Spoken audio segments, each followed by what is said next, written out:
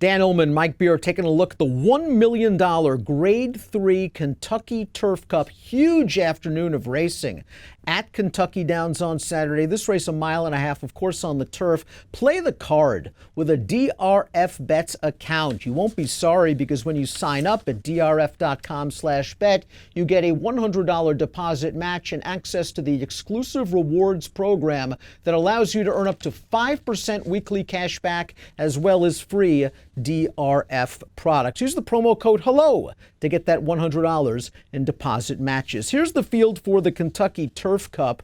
We'll take it in post position order, beginning with the one. Botswana, lightly raced 4-year-old, seems to be improving with each and every start. Buyer speed figures going the right way. I really don't have a lot of concerns about distance with Botswana. He could probably work out a good trip from the rail. The question, though, is he good enough? We're going to go back to his most recent race, and that was the prep for this run at Ellis Park. We see Factor This down towards the inside. He's also in the Kentucky Turf Cup. He's got the lead. Botswana at a giant price is trying very hard to run him down. Far outside, my boy Jack, who's also in here closing. What'd you think of this race overall?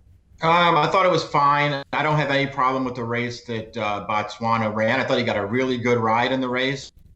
They sort of followed Factor This right into it, tried to gun him down in the stretch, could not get by. I thought he ran fine at a big price. Will be a big price again. I guess if you told me how to take one out of that race, Dan, I'll take my boy Jack, who just thought he was ridden very conservatively in the race and was coming too late. My boy Jack also has a lot of back class, and he's sort of been reborn as a turf horse in his 4-year-old campaign by Keith DeZormo. We remember this horse, of course, multiple graded stakes winner on the dirt last year, 5th in the Kentucky Derby. And you're right, he came with a really good solid run last time out, but his running style often puts him in behind the 8 ball. We'll talk about the 3 Blended Citizen, getting blinkers for Doug O'Neill. We've seen Southern California invaders do very well at Kentucky Downs over the years. Blended Citizen's a horse that ran in the Triple Crown Series in 2018, running 9th in the Belmont after winning the Peter Pan. Here's his Del Mar handicap last time out, and he's just down on the inside, and he's just going to kind of finish evenly around there. First time going a mile and 3/8. Acclimate, the horse on the lead, just was too good for all of these horses. Maybe the blinkers can wake Blended Citizen up. He wore them when he won the Peter Pan last year. Yeah, maybe it can. We'll see. He has to really improve. I mean, this race, they just sort of saved ground with him the entire way, and he got outfinished at the end without ever looking like he was going to win. Now he's got to go longer. I'm not sure the mile and a half I love for him. We'll see what he does. He'll be a big price in here. Gliding Alone was 3rd in the Old Friends Stakes at Kentucky Downs back in 2017 at 46-1. He likes this course. This is a much tougher field, and Gliding Alone is really have to improve. He's 50-1 on the morning line. Here's his last turf race. We could have had him for 16 this day, Mike. He is the big, giant sea monster on the outside, forging to the front. This is a horse that acts like he's going to run all day. He relished the mile and 3/8 of this race, but I think most of all, he relished the competition. Yeah, exactly. I mean, he's faced in a different world of horse. In this race, he wants to go long. He likes Kentucky Downs. Those are good things. He'll be, in the 50-1 range. That's a good thing, too, if you like him. Bigger picture is just a cool horse. He's 8 years old. He's banked $1.6 million. He's been in the exacta 20 of 41, and it appears he can still run at the ripe old age of 8. I thought he had trouble last time out in the UN at Monmouth. Let's watch that race right now. You're going to see him in behind horses. He's the number 1 in the yellow cap, and they're going to try to get him to the outside. And, well, no dice, Joe Bravo. We're not going to let you out. So we're going to alter course back down towards the inside right now, and you're running out of time, Joe. You're going to have to get going, and he's still in behind horses, most notably the horse on the lead. Maybe he didn't finish with as much gusto as you would have liked once he got into the clear, but he did have trouble in that race, and he can dial back the Wayback Machine still. He's a contender in here. He is a contender with his good race. He can still run. I think he has lost a step. I thought he ran fine that UN we just looked at. I didn't see a big excuse for him, but he did run fine. He's run well at Kentucky Downs before. He's trained by Maker. And there are a lot of things to like about him. I just think he's not quite as good as he used to be. If you believe pace makes the race, why not a sharp horse that might be able to control things up front? That looks like the 6. Factor This. First, we'll take a look at a formulator fact for his trainer, Brad Cox. Almost no bad formulator facts for Brad Cox. Past year, older horses, last out winners, graded stake turf routes, 11 of 12 on the board. $3.70 ROI. Factor this last time out was just game. We saw that race, holding off Botswana, holding off My Boy Jack, career best, close to a career best 91 buyer. Here's the Timeform US pace projector. It's got this horse out in front, and last time he showed he could go the mile and a quarter. He got to go another quarter of a mile here. Yeah, another quarter of a mile and against some way better horses, too. I respect the fact that he's won 3 in a row for Brad Cox, but I don't think any of the races he's run in that streak is going to get it done here. Pillar Mountain's the last horse we see on the pace projector. There are a couple of horses that didn't get chicklets because they are true deep closers. Pillar Mountain, I liked his race 2 starts back at Saratoga. He found the rail on the backstretch. He must have swung 6 wide turning into the lane, and he just rolled down weaker horses. I liked him so much, I played him in this race, the Sword Dancer at a price. He just didn't fire at all. You see him right now swinging into the lane. He is far behind in that red Team Valor colors. Down towards the inside is the number 3, and that's going to be a Noble Thought. He is getting outpaced at the end of this race to finish 4th. I don't know. I thought Noble Thought ran okay. I wanted to see more from Pillar Mountain. Maybe he was just overmatched. Noble Thought ran 5th.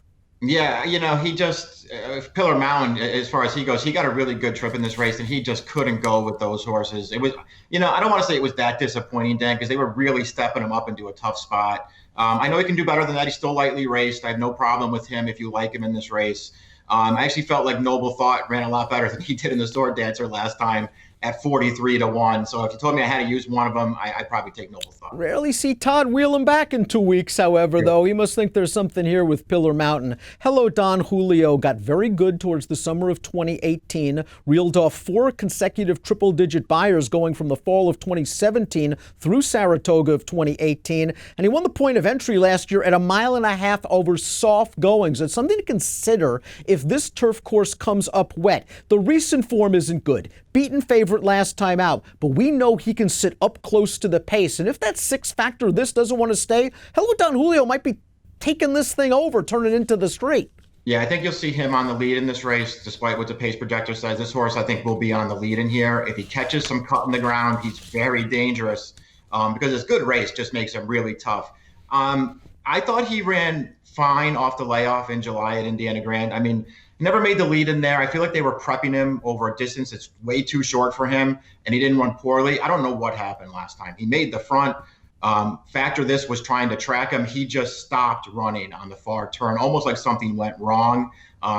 Listen, they're wheeling him back pretty quick. I'm assuming everything is okay with him. If he can still run and runs his good race, he's a dangerous horse in here at a price. Zulu Alpha, the number 9, just been a super claim. They took this horse for $80,000 in the fall of last year. He is a multiple graded stakes winner this year, only beaten a length in the Bowling Green last time out. Arklow also in this race. Let's take a look at that performance. Arklow's been a tough luck story. He's down towards the inside in the green hat, and I really don't think he got optimal clearance. He ran okay to just missed, and the number 8 in the pink silks is Zulu Alpha, and he's kind of in behind horses as well, trying his best. Yeah, I thought they both ran well in this race. Obviously, I think Arklow is probably the better horse. But Zulu Alpha, you know what? He's a little bit underrated. We'll see what kind of price he is in this race. Dan, I don't love him in here. But if he drifts way up off his morning line, I could use this horse. And he's got tactical speed. He seems to try hard every time, and you don't worry about distance with Zula Alpha. I think he's a major contender in here, as is Arklow, whose merits are obvious. I mean, he's just been knocking on the door. It's been some tough luck for him. Beaten the neck in the Man o' War by Channel Maker, a race where he was last on the rail and in traffic on the far turn. He came to the outside and he just missed. I know that was a tough beat for you that day. In the Belmont Gold Cup, listen, a European just outstayed him going 2 miles. He ran very well with a good trip. And we saw last time out, down towards the inside, never really got clear. Maybe this is the spot for Arklow, who won this race last year. Yeah, I just think he's the horse to beat in here. I think, as you said, I think he's just run really well in each of his last 3 races. And you know what? Probably against better horses, if not better than, certainly equal to the horses he's running against here. I just think he's the horse to beat in this race. I didn't pick him on top, but I'm definitely using him. Campaign, the number 11, is a multiple graded stakes winner on dirt, but a lot of folks forget that he won his first 2 turf starts at Kentucky Downs, one of them going a mile and a half. Now, after his Brooklyn, where he just had a brutal trip in behind traffic off the gold rail, he was a mortal lock wherever he was going to show up. And of course, for us, he showed up in the Cougar the Second, where he was 3-5. But last time out in the Pacific Classic, draw a line through it. He's not that kind of horse. This is a really interesting runner for John Sadler because I don't think he's completely exposed just yet, at least on the turf. Yeah, that's how I feel about him too. And you already know that he can handle it. You know, he can handle this turf course. He just seems like the kind of horse who's tailor-made for a mile and a half at Kentucky Downs. So he doesn't have any speed, but it's such a big course. It's like he can't get into trouble. You can always keep him in the clear. The stretch is super long, so he can just get up his momentum and keep coming. I don't know. I think there's a lot to like about this horse in this race. And Noble Thought, another pretty successful Michael Maker claim, took this horse for 25, ran 5th in the Sword Dancer. We saw that race. He got a little bit tired at the end. I don't know. I think that's kind of the best he can do. And you know something? That probably gets him in the mix at least. Yeah, I think it might at a good price. It's interesting because the first 3 starts off the Maker claim, they weren't that great, but he ran pretty well last time. And he ran to a really good one in Annals of Time. Let's take a look at our top picks for the Kentucky Turf Cup. It's $1 million race, and I think Arklow's just going to get it done. Won this race last year, knocking on the door. A little bit of a tough luck story. He's the horse to beat. I don't get much of a price, so I'm going to try to hook him up in some exotics with Zulu Alpha. I'm going 10, 9, 7, and 12. You're going with the Campaign, the dirt specialist who has some hidden turf form. Yeah, we'll see what happens. I don't know if he's going to be able to beat Arklow. I'm not way against Arklow in this race, but if this horse is any kind of price, I just want to bet him. I went 11, 10, and 9. Tons of graded stakes action at Kentucky Downs on Saturday. Get involved with all of them with a DRF Bets account. Sign up, drf.com/bet. Use the promo code HELLO. Grab $100 in deposit match and start firing away. Approximate post time for the Kentucky Turf Cup, 5:35 Central. Good luck.